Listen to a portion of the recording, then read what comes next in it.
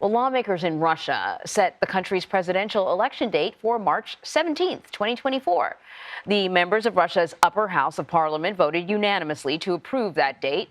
Although President Vladimir Putin has not yet announced if he will seek a fifth term, he's widely expected to do so. Under constitutional reforms made by Putin, the 71-year-old president is eligible to seek 2 more 6-year terms after this one expires.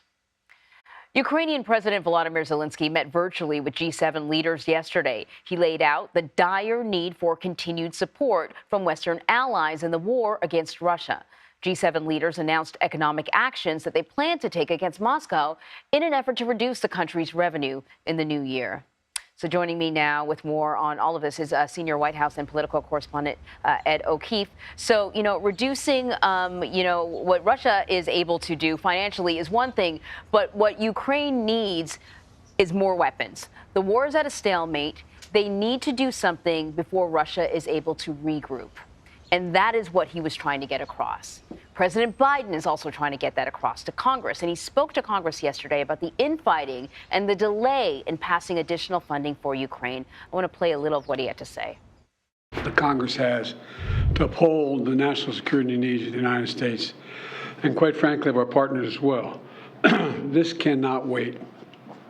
Congress needs to pass supplemental funding for Ukraine before they break for the holiday resources. As simple as that. Frankly, I think it's stunning that we've gotten to this point in the first place. While Republicans in Congress are willing to give Putin the greatest gift he could hope for and abandon our global leadership. All right, so the vote did not pass. They were unable to pass a funding bill. The border and the issues at the border kind of at the center of this all, funding for border security. Where do things go from here? Are we going to even see any kind of funding by the end of the year then? That seems to be the expectation, Anne-Marie, that some kind of a deal will get worked out.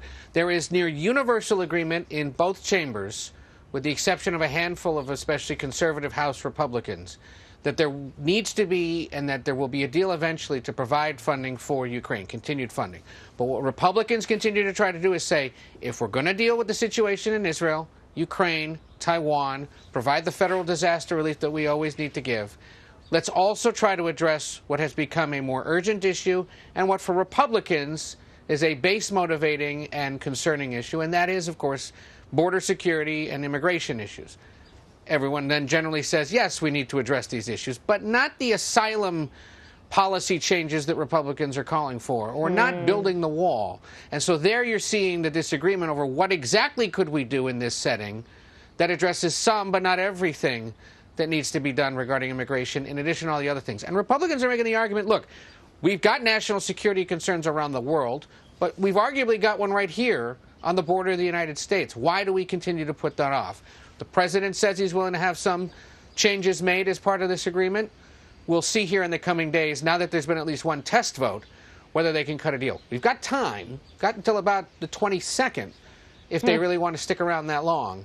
But sometimes you got to hold a no vote to get to yes. I can understand that. At least everyone wants the same thing. How to go about getting it is the issue. And time, I don't know if Volodymyr Zelensky thinks that Ukraine has time.